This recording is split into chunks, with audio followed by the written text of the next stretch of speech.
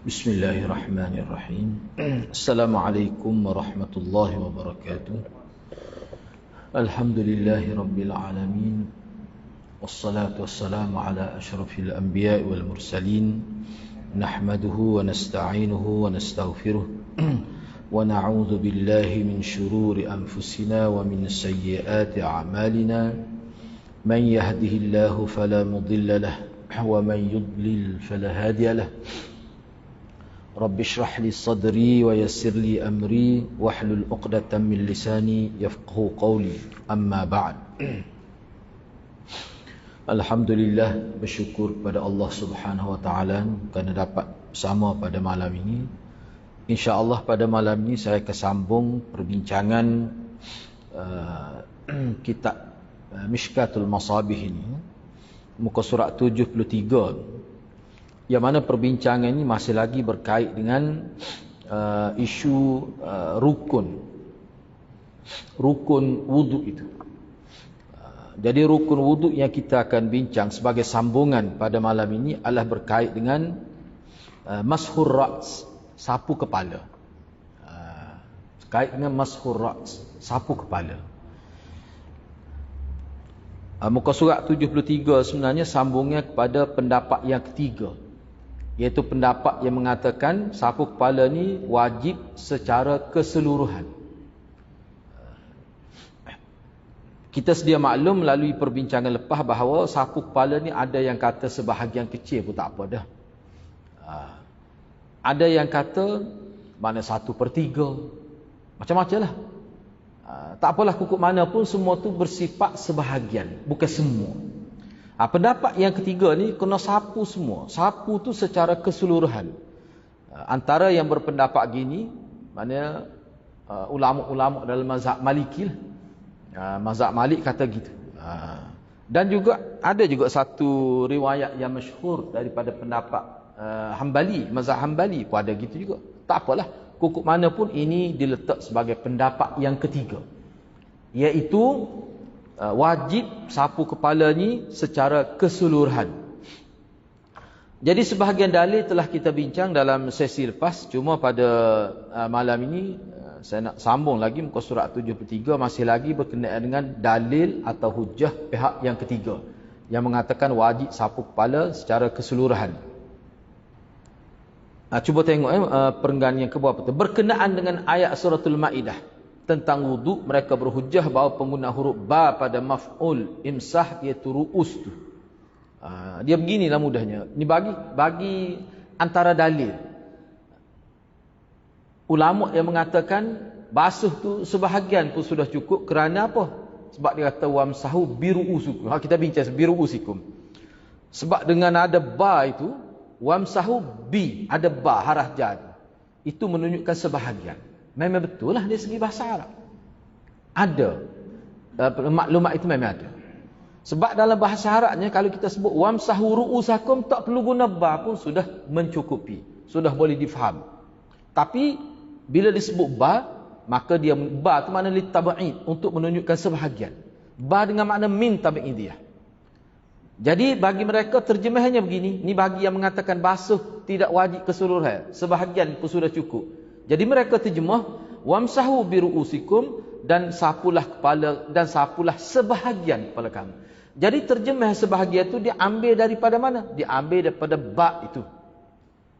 Masalah sekarangnya, pihak yang ketiga yang mengatakan kena sapu semua tu, dia kata cuba awak baca ayat ni, fatayammamu sa'idan tayyiban famsahu biwujuhikum wa aydiyakum. Dan bertayamumlah kamu dengan debu tanah yang suci, dan sapulah sebahagian muka kamu. Nak terjemah gitu? Sebab kalau kita kata ba tu dengan makna sebahagian, kena terjemah sebahagian jugalah. Tapi tak ada pula yang kata begitu. Sepatutnya kena kata famsahu biwujuhikum. Kalau ikut kaedah pihak yang kedua, maka sapulah guna debu tanah masa tayamum tu sebahagian muka-muka kamu dan juga tangan-tangan kamu. Ada kalau terjemah gitu. Struktur ayat itu sama. Wamsahu bi, cuma hak ni biwujuhikum. Ayat tadi biru'usikum. Kalau kamu kata bi itu dengan makna sebahagian, di sini kamu nak pakai dengan makna apa? Ada kau yang kata kena basuh muka sebelah tayamum ada? Semua kata kena keseluruhan buat begini kan? Kira-kiranya katalah keseluruhan. Tak ada buat sebelah tu ataupun di dahi saja ke? Tak sebi kena mulut buat gini ya tayamum. Ada? Tak ada. Sebab dia PHB tu mana semualah keseluruhan muka. Jadi kenapa kamu semua biru usikun dengan sebahagian kepala ni? Itu alasan dia. Inilah kata, ini salah satu contoh khilaf berlaku kerana perbezaan dari sudut lughah, dari sudut tata bahasa. Kita kena ingat.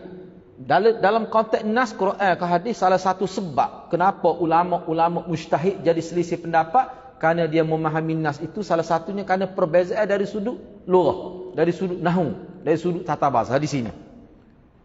Memanglah betul lah, bah ni tak boleh kita pakai semua tempat dengan sebahagian. Memang tak boleh.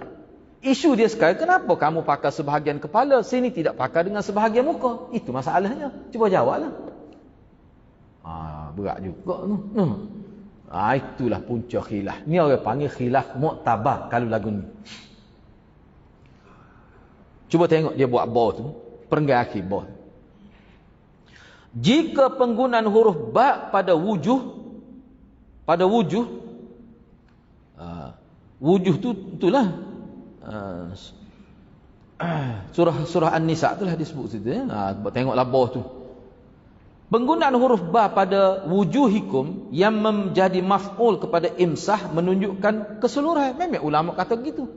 Sebab tu kita tak jumpa terjemahan fatayammamu sa'idan tayyiba famsahu biwujuhikum. Famsahu tu ada yang terjemah maka sapulah sebahagian wajah kamu. Masa tayammum tak ada ulama terjemah gitu.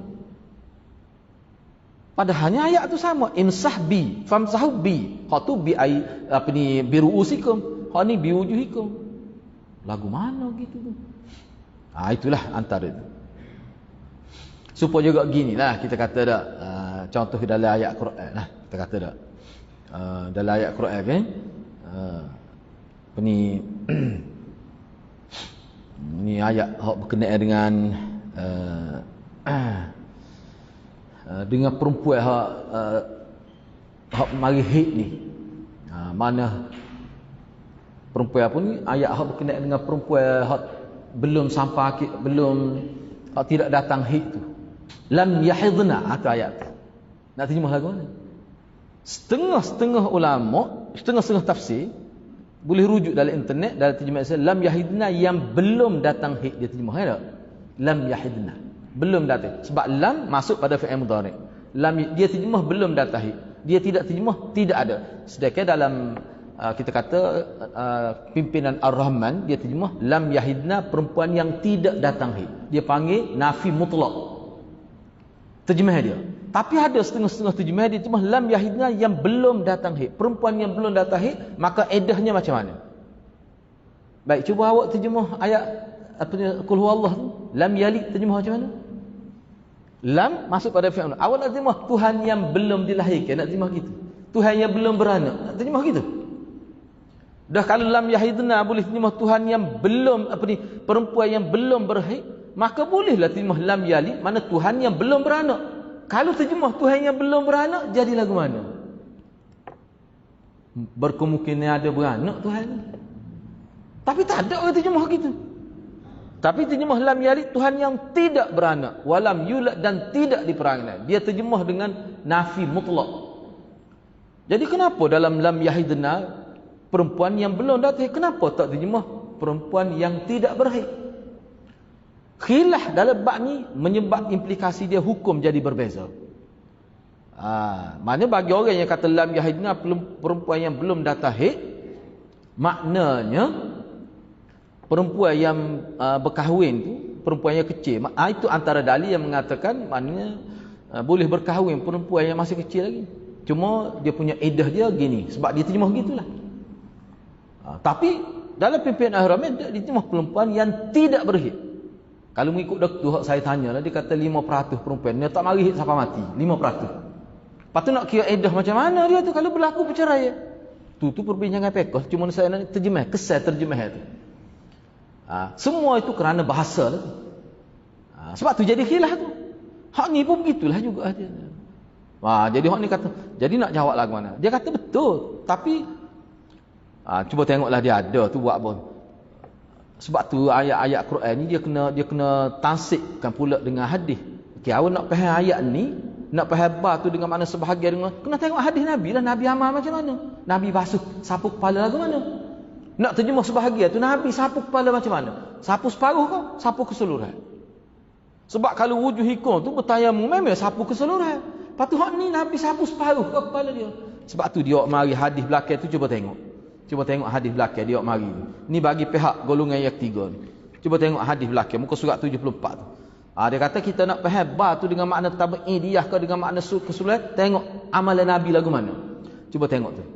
Summa masaha ra'sahu biyadaihi fa aqbala bihima wa adbara bada'a bi muqaddami ra'sihi thumma dhahaba bihima ila qafahu thumma raddahuma hatta raja'a ila al-makani alladhi bada'a minhu.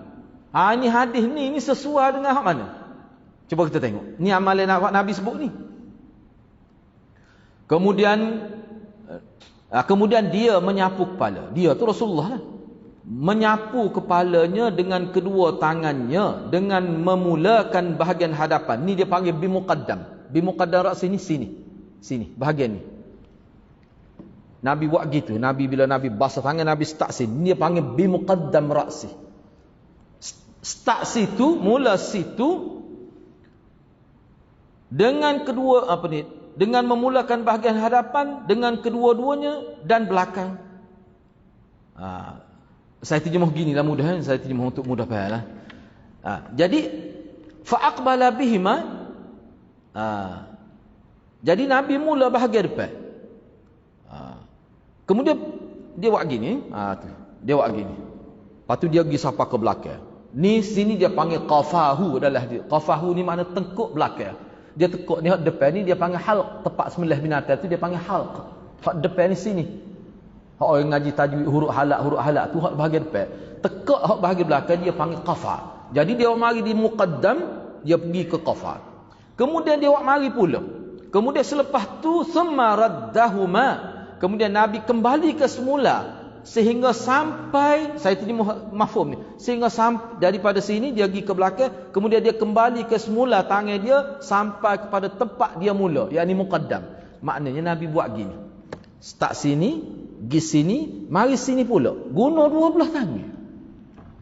Apa maksud guna dua belah tangan? Maksud guna dua belah tangan tu Nabi buat sebutir kepala masa sapu tu. Tu baik, cuba tengok.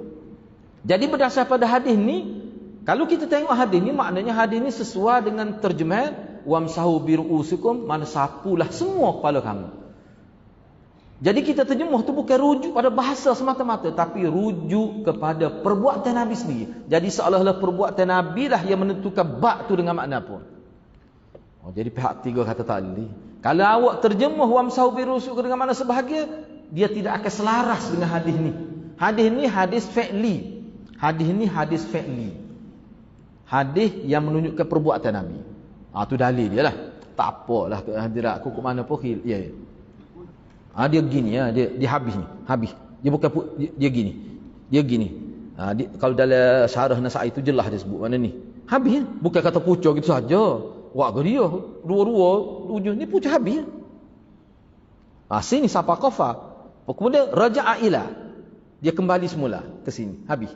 Tu. Itu maksud dia. Jadi dia kata kalau berdasar pada hadis tu, maknanya tak boleh nak terjemah sebahagian tu. Ayat surah Maidah tadi tu. Itu kata dia nya. Ni dia mazhab Malik dan pendapat masyhur. Salah satu pendapat masyhur daripada mazhab Hambali lah. Dia kata kena semua. Tak apalah. Cuba kita tengok di sini. Walaupun terdapat di kalangan ulama Syafi'iyah dan Hanafiyah yang berpendapat tidak wajib menyapu keseluruhan kepala, namun mereka tetap berpendapat ia termasuk dalam sunat. Jadi kalau jadi mengikut mazhab Syafi'i dan juga mazhab Hanafi, dan juga mazhab Hanafi lah, dia kata kukuk mana pun walaupun kami kata tidak wajib keseluruhan, tapi kalau keseluruhan itu sunat, maknanya dia nak ayatnya hak moleknya keseluruhan, cuma nak letak hukum wajib tu.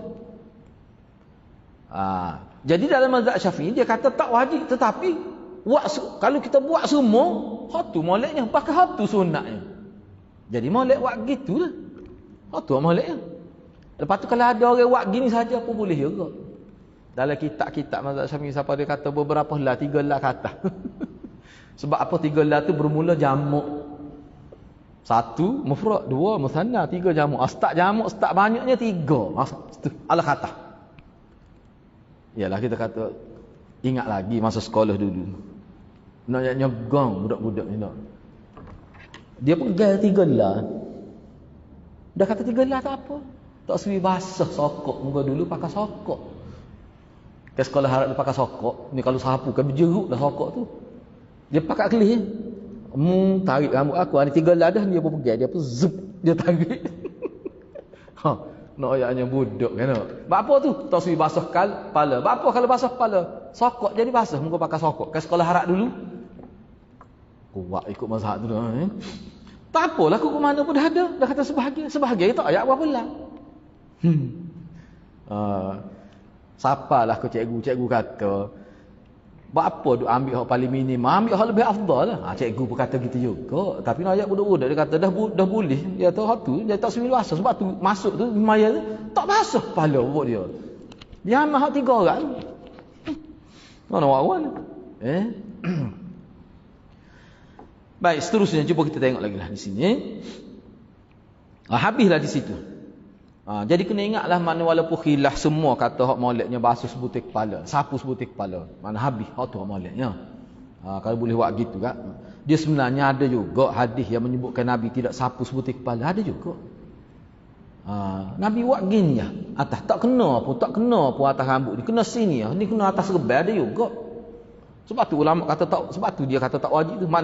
Maknanya dalam mazhab Syafi'i dan mazhab Hambali pun Hanafi, dia kata tak wajib tu bukan dia bahas dari sudut bahasa hadis ni saja. Dia tengok juga hadis lain.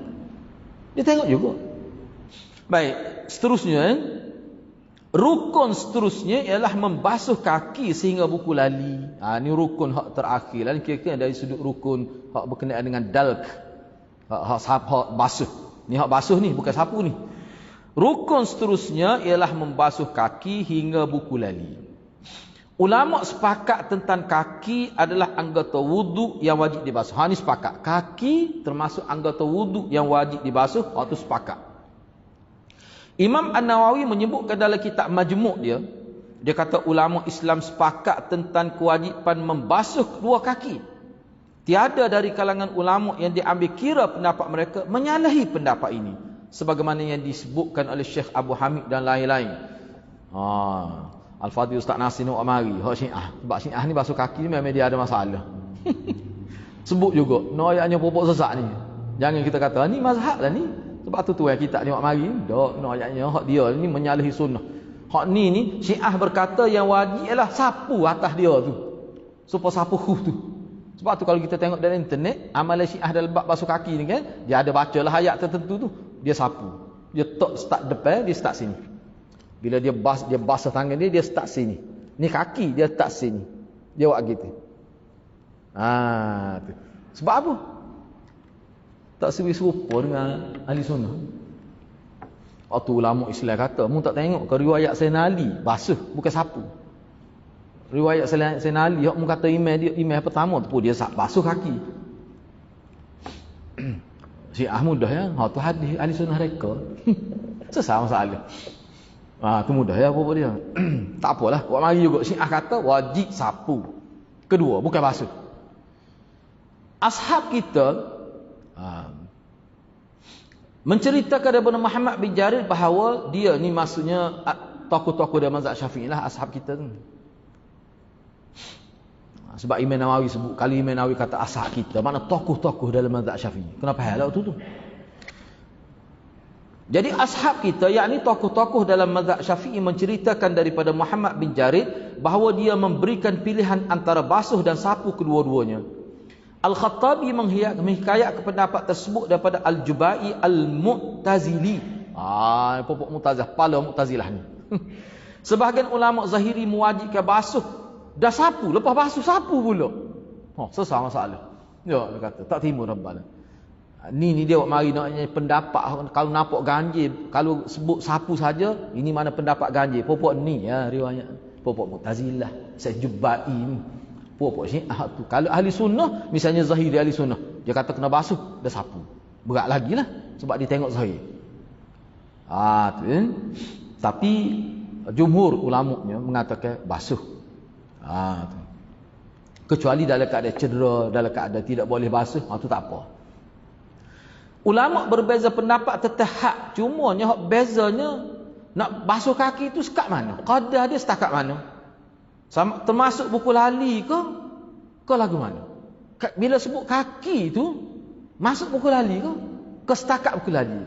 Hak ni lah kita bincang tu. Ilal marafiq. Dia mari semula. Hak ni apa ni? Wamsahu bi ru'usikum wa arjulakum ilal ka'bain kan? Dan basuhlah kaki kamu sampai ke buku lali. Hak tadi ilal marafiq. Basuhlah tangan kamu hingga ke siku. Kan kita bincang dah kan? Ada kata hingga ke siku tu maknanya bila sampai di siku tu betis kat tu, makna siku tak termasuk. Kan kita bincang dah sebelum ni. Ada ulama kata dak sampai ke siku tu makna termasuk siku lah. Dia panggil hak murayya, saya sebut murayya tu minggu lepas. Khilaf ulama situ. Sebab dia kata bila kata ila ni sampai situ makna betis situ, tak masuk tu. Jadi hak ni pun jadi begitu pula. Basuhlah kaki kamu hingga buku lali. Termasuk buku lali ke? Supaya dengan siku tadi. Kembali khilaf pula lah situ. Kena ingatlah kita duk bincang nak ayat hukum bukan nak ayat kelebihan. Kalau nak ayat kelebihan atas pada buku lali lah supaya sahabat buat. Abu Hurairah sampai sini setengah, ada ketika sampai di ketiak. Tak cara dah siku buku lali tu. Hak tu nak ayatnya hak minimal dia. Hak malaknya pakatah. Untuk dapat ghurrul muhajjalin. Kita bincang dah sini. Bersinar-sinar anggota wuduk tu. Kalau boleh biar sinar sapak tiok. Ada sahabat terbasuh. Cuma dia malu nak basuh depan orang. Tanya-tanya tak ada orang kan. Berok sapak sini dia basuh. Ada kan sahabat buat begitu. Kita kena ingat kena faham molek ni. Takut silap faham pula. Lama kita buat tu jaga. Jaga tengok. Jangan kena buku lali. Kerana pegang pendapat tu dak. Ulama orang kata tak sampai buku lali. Tu nak ayat hak. Mana jangan kurang daripada. Kalau kurang daripada tu tak sah. Dia nak ayat hak tu. Mana kau setakat tu hak sah lagi. Kalau tanya dia hak mana boleh, mesti dia kata Allah kata biar habis dengan buku-buku lali. Mesti dia kata begitu. Sebab apa? Amalan Nabi tu lah. Amalan sahabat kena ambil kira tu. Kena ambil kira. Gitulah. Jadi sebab tu Al-Fadhil Ustaz Nasir sebut sini. Jadi perbahasan tentang sapu kaki ni sampai ke buku lali ni serupa perbincangan dengan basuh tangan sampai ke siku. Perbincangan sama. Baik, antara pengajaran daripada hadis ini ialah pertama, ni pengajar daripada hadis ni. Yang pertama, mengikut sunnah Nabi SAW dalam soal ibadat adalah suatu kewajipan. Bincang ni apa? Sebab nak ambil hak paling terang daripada Nabi. Kerana itu seorang tabi'i di dalam hadis ini telah meminta supaya seorang sahabat menunjukkan cara wuduk sebagaimana yang ditunjukkan oleh Nabi. Jadi asalnya hadis ni kan tabi'i minta. Kalau kita kembali semula pada hadis, tabi'i minta supaya ditunjukkan kepada mereka ni. Cuba tengoklah daripada awal hadis ni semula ni. Mana tabi'i itu dia minta sahabat Nabi itu supaya tunjuk. Supaya tunjuk Abdullah bin Zaid tu tunjuk. Kami nak tahu lagu mana. Tunjuk ni mana secara amali, secara praktikal. Apa tu? Sebab kita nak ambil agama ni, ibadat dikena daripada Nabi. Balighu anni wala ayah tu, ibadat mesti sampai kepada aku. Tak boleh sampai kau tu wali tu tak boleh. Mesti kena sampai kepada aku. Itu maksudnya. Yang kedua, wuduk mempunyai tata cara dan kaifiatnya yang tertentu. Ia terdiri daripada rukun dan sunat. Ia terdiri daripada basuh dan sapu. Yang ketiga, di dalam kaifiat wuduk terdapat perbezaan pendapat di kalangan ulama. Namun begitu di dalam persoalan furu' mereka berlapis dada dan di dalam perselisihan pendapat di kalangan mereka. Sebabnya di kalangan sahabat pun sebenarnya sudah berlaku khilaf dah berkenaan dengan solat, berkenaan dengan wuduk. Memang di kalangan sahabat pada khilaf dah. Supaya kita bincanglah. Kalau kita bincang tentang bab aurat, misalnya kita kata zakar itu sentuh zakar tu batal, zaman sahabat pun khilaf dah. Setengah-setengah sahabat, misalnya Sayyidina Ali dan sahabat lain, dia kata tak ada masalah, putus zakat. Bagi aku zakat apa telinga, apa hidung, apa telinga. Kulit kita batal pun. Tapi setengah-setengah sahabat kata memang batal. Jadi ulama bincanglah tu panjanglah, ayatnya khilaf. Saya sebut gitu nak ayat khilaf tu jangan kena namanya awak sakit jantung tak terkalu no. Dah hadirat pergi kata benda tu setuh batal, batal. Semua nak ayatnya khilaf sampai sahabat. Mudah ya antara alasan dianya. Bapa yang jadi setuh zakat tu? Najis ke zakat? Hak peliknya kalau setuh air kecing tak batal tu. Kalau setuh air kecing dalam mazhab Syafi'i bila kita setuh air kecing kita, air kecing orang lain, tak batal tu. Tu mau kena basuh tangan lah. Sebab itu najis, bukan najis mughallazah. Tak apalah, itu ada perbincangan lain. Maknanya tak batal. Tiba-tiba setuh kemalu batal. Lebih najis pada air kecing pula kulit zakat tu. Dia kata, malah ke mana tu cerita tu? Apa-apa nak yang khilaf. Lepas tu hati-hati nak pakar mana? Nak pakar haus pos kalau kata batal. Ikutlah dah kita tahu dah. Kita mengaji kan? Kita tak teragak-agak lah untuk pergi hak tu. Dalam keadaan kita tahu. Ataupun kita nak berikut. Itu hak peribadi. Dia termasuk dalam hukum fardu ain tu. Bukan masalah sabit dengan orang. Orang tak boleh nak sama kita pergi zakat kita. Bukan pergi zakat dia. Kalau pergi zakat dia, nasabah dia nak sama kita.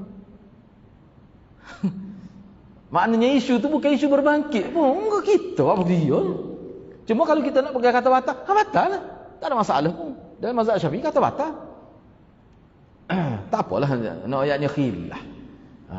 Kadang-kadang dia masalahnya hadirat tak tahu khilaf ni bahayanya. Dia jadi mudah sakit jantung. Sebenarnya kalau kita tahu khilaf kita akan jadi berlapis dada seperti zaman sahabat gitu. Rupanya masalah khilaf. Saya nak pergi hari ni, tak apa. Masa butuh tak apa, masa tak butuh batal. Lagu mana tak tahulah tu. Dia gini sebab itulah ulama buat. Bila kita bicara bab khilaf ni ulama sebut dalam bab ni dia mesti ikhlas. Bila kata ikhlas ni dia tak akan timbullah mempersendak tu. Itu macam mempersendakanlah kita boleh gitu. Itu tidak beradab tu. Tidak beradab. Cuma kita kena ingatlah, kita kena ingat. Ada sesetengah perkara tu kita pergi tu dasar pada kemaslahatan. Bukan kita nak istihza, tidak. Tapi butuh tak batal. Kalau kita nak kira dalam bab fiqh, biarlah saya nak sebut ni kena faham ni. Kadang-kadang kita pun bimbang juga nak sebut benda begini. Semua hari dia kata tengok tu nak mempersendakan. Ni guru saya pernah sebut masa saya belajar. Ingat lagi masa sekolah rendah dulu. Dia tak uwi. Tanpa dia tak ada air semaya tak boleh bawa Quran. Tak boleh bawa Quran. Tapi dia kata boleh kalau nak bawa juga letak pen dalam Quran. Lepas tu masa bawa Quran tu niat bawa pen. Nak kerja lagu mana? Dah tentu benar bawa Quran niat bawa pen warna. Tapi nak ayatnya boleh. Kita pun masa tu Mungkin budak tak tanyalah dalil pendapat siapa ni. Tebal ayat lah ni kita tanya tu. Menasabah ke? Tapi nak ayat gitu. Tu. Nak ayat kalau nak kira bak khilaf ni pakai pening gitu. Sebab tu kita ambil khilaf hak besar-besar. Sebab tu dia ada istilah dalam pengajian fiqh ni, jangan takalluf. Jangan mengada-ngada dalam buat khilaf ni. Siapa membebankan diri bincang Nabi pun tidak nak siapa tahap tu dalam bab ni. Tu dia panggil takalluf tu kalau siapa gitu. Ada kalau tak pen. No. Dalam kitab ni. Lepas tu saya ngaji dengan Maulana kata memang ada pun sebut dalam kitab gitu. Cuma dalam kitab dia tidak sebut pen, dia sebut lidi. Pergi Quran kata ada ismaya tak boleh, haram kan. Tapi kita letak lidi. Dalam kitab dia sebut lidi Maulana kata. Masana dia kata pen. Lebih kurang tu muka bagai gini lebih kurang tak lidi. Jadi kita bawa lah Quran. Bila bawa Quran tu qasak hati aku bawa lidi ni. Berat hati. Kalau gitu, kalau boleh buat gitu, awak setuhlah isteri awak. Masa setuh tu niat setuh tiap api. Dah? Tak nak gitu. Berat lagu tu. Tak boleh pakar bagi lagu tu.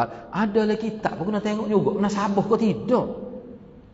Nak main niat gitu gak jadi berubah hukum tak boleh. Hak tu baru istihza tu tak boleh gitu siapa gitu nak sabar. Dah betul benar bawa Quran. Iyalah masalah khilaf tu iyalah gitu. Cuma dia sebab tu kata kalau kita amal ngaji dengan molek dengan ikhlas dia jadi molek. Tak timbul nak kata kau tidak jadi ambil kesempatan. Tak timbul masalah tu. Kalau ikhlas molek ngaji. Kita nak hak kira-kiranya hak mudah. Bila ada dalil, patut mudah. Saya akan ikut tu. Ada dalil tapi mudah, kita ikut tu. Baik, tak apalah dia. Itu kesimpulan yang ketiga tu. Okey, kita ambil hadis yang keempat. Terus pergi pada hadis yang keempat. Hadis yang keempat, wafil muttafaq alaih. Wafil muttafaq alaih kila li Abdullah bin Zaid bin Asim al-Ansari wa kanat lahu suhbah tawadda'a lana wudu'a Rasulillah sallallahu alaihi wasallam fada'a bi ina'in fa'akfa'a minha ala yadayhi فغسلهما ثلاثا ثم أدخل يده فاستخرجها فمضمض واستنشق من كف واحدة ففعل ذلك ثلاثا ثم أدخل يده فاستخرجها فغسل وجهه ثلاثا ثم أدخل يده فاستخرجها فغسل يديه إلى المرفقين مرتين ثم أدخل يده فاستخرجها فمسح برأسه فأقبل بيديه وأدبر ثم غسل رجليه إلى الكعبين ثم قال هكذا كان وضوء رسول الله صلى الله عليه وسلم وفي رواية فأقبل بهما وأدبر بدأ بمقدم رأسه ثم ذهب بهما إلى قفاه ثم ردهما حتى رجع إلى المكان الذي بدأ منه ثم غسل رجليه وفي رواية فمضمض واستنشق واستنثر من 3 غرفات من ماء وفي رواية أخرى مضمض واستنشق من كفة واحدة ففعل ذلك 3 وفي رواية للبخاري فمسح رأسه فأقبل بهما وأدبر مرة واحدة ثم غسل رجليه إلى الكعبين وفي أخرى له فمضمض واستنثر 3 مرات من غرفة واحدة. Di dalam riwayat yang disepakati oleh Bukhari dan Muslim dikatakan kepada Abdullah bin Zaid bin Asim radhiyallahu an al-Ansari. Dia ni orang Ansar. Dan dia adalah seorang sahabat. Dikata di sini maksudnya diminta. Kalau dalam syarah tu dia kata diminta kepada Asim, kepada Abdullah bin Zaid bin Asim ni, dia ni orang Ansar, dia ni seorang sahabat, tunjukkanlah wudu untuk kami, lakukanlah, makna buatlah secara, tunjukkan secara praktikal kepada kami. Hak minta ni tabi'in, dalam riwayat kata hak minta ni tabi'in, tunjukkan kepada kami secara praktikal, tak seteori-teori, sebagaimana wudu Rasulullah ambil wudu lah ke mana, hak tuan tengok. Cuba buat depan kami nak tengok. Tabi'in minta gitu. Maka Abdullah bin Zaid pun minta supaya dibawa satu bekas air, lalu dibawa dan dia menuangkan ke atas 2 tangannya dan lalu dituangkan ke atas 2 tangannya serta membasuh kedua-duanya sebanyak 3 kali. Dia basuh tangan 3 kali. Baik. Basuh tangan 3 kali. Kemudian dia memasukkan tangan dia ke dalam bekas, lalu dia mengeluarkannya. Mana basuh tu sebelum dia celup tangan tu lah. Mana dia basuh tangan tu sebelum dia celup tangan. Kemudian selepas tu dia memasukkan tangan dia ke dalam bekas tu, mana celup tangan dia hak sudah bersih setelah basuh 3 kali tadi. Hak tadi dituangkan, dia bukan celup mula-mula tu, dia basuh dulu 3 kali. Kita baca, lepas tu kita bincang lah, apakah hak basuh tu sudah dikira basuh tangan, kira-kira anggota wuduk pertama dah ke tak? Tu kita bincang selepas ni. Kemudian dia masuk ke tangan dia ke dalam bekas, lalu dia mengeluarkannya. Dia pun berkumur. Mengeluar ni mana dia cebok tu sebenarnya, dia cebok. Masuk dia cebok, dia khumur, dia berkumur. Kemudian dan memasukkan air ke hidung serta mengeluarkannya dengan satu cebokan. Ni ada sedikit itu ni. Dia khumur dan istinsyak tu memasukkan, berkumur dan memasukkan air ke dalam hidung. Min kaffin wahidah. Dengan satu cebukan, kena buat tu, berkumur dan masuk hidung serta mengeluarkannya dengan satu, serta mengeluar itu kena buat tu.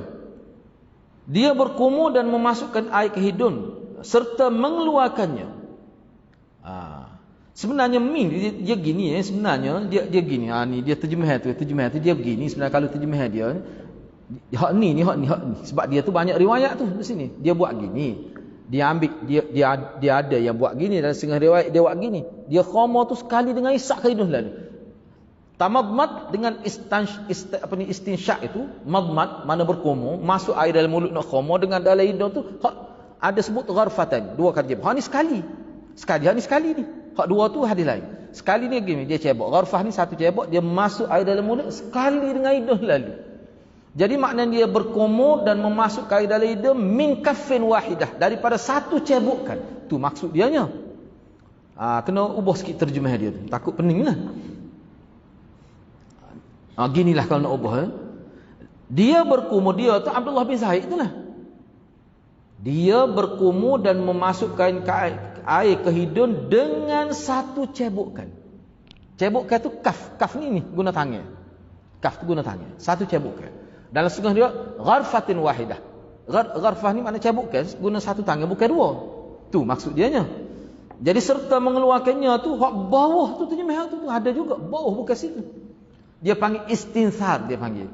Masuk air dalam hidung kemudian hembuh keluar tu. Hembuh tu masuk dia panggil istinsyaq. Buang tu dia panggil istinsar. Hak ni dia tak sebut lagi istinsar tu. Cuma nak ayatnya masuk air dalam mulut khoma dengan hidung ni sekali selalu. Kan memang begitu pun orang kita buat sini. Nak buat payah katlah tu. Dia kata lemah dia kata. Sebab dia kena lengok tu dia masuk sekali isak lalu. Kalau orang tak biasa tu dia jadi sakit sapakatan. Tak apalah. Tapi bagus tu untuk kesihatan khayshum. Untuk apa ni kita kata supaya bersih lalu pernafasan. Tak apalah. Ni ambil terjemah dulu. Tu kena buat tu. Dia buat gitu 3 kali. 3 kali dia buat gitu. Kemudian dia memasukkan semula tangan dia ke dalam bekas tu lalu mengeluarkannya kemudian membasuh muka 3 kali. Kemudian dia memasukkan tangannya lalu mengeluarkannya kemudian membasuh 2 tangannya sehingga siku 2 kali. 2 kali tidak 3. Basuh tangan ke siku tu 2 kali. 2 alik kanan 2 alik kiri. 2 kali alik kanan 2 kali alik kiri. Kemudian dia memasukkan tangannya lagi ke dalam bekas air itu lalu mengeluarkannya lalu menyapu kepalanya. Dia dalam riwayat sebut Nabi bila Nabi basah tangan Nabi buat gitu. Supaya air yang akan digunakan untuk sapu ni air sekadar dia melekat di batnil yad, telapak tangan. Ni dia panggil zahrul yad. Kalau kita belajar hadis mengenai sapu tangan ni kena tahu dia panggil zahrul yad. Orang panggil alik ni. Gede dia panggil ni. Belakang tangan lah. Hak ni dia panggil batnul yad. Dia orang panggil tapak tangan, telapak tangan. Baik. Jadi dua kali itu kemudian dia memasuk ke tangan lalu mengeluarkannya lalu menyapu kepala. Dia memula di sini seperti tadi lah. Dia memulakan menyapu tu di sebelah hadapan kepala dengan 2 tangannya. Lalu dia bawa sampai ke qafah, ke belakang tengkuk. Selepas tu dia tak ayat sini, tak ayat wagi semula ke depan tak ayat ni. Tak apalah. Kemudian dia basuh 2 kakinya hingga buku lali. Basuh sampai buku lali. Basuh sehingga buku lali. Lain sehingga tak apalah. Itu kita bincang selepas ni. Selepas itu Abdullah bin Zaid pun kata.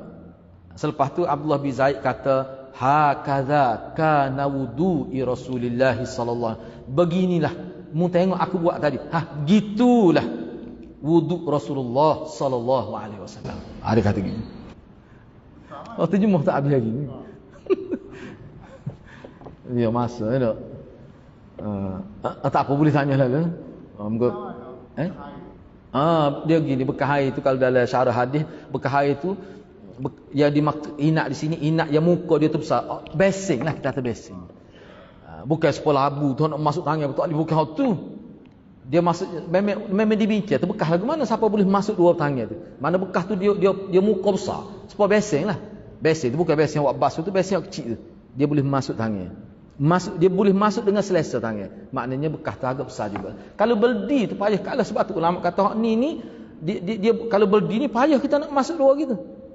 Tapi kalau baldi tu muka dia besar boleh juga. Kukuk mana pun sifat inak tu bekas tu muka dia tu besar, dia boleh masuk tangan gini.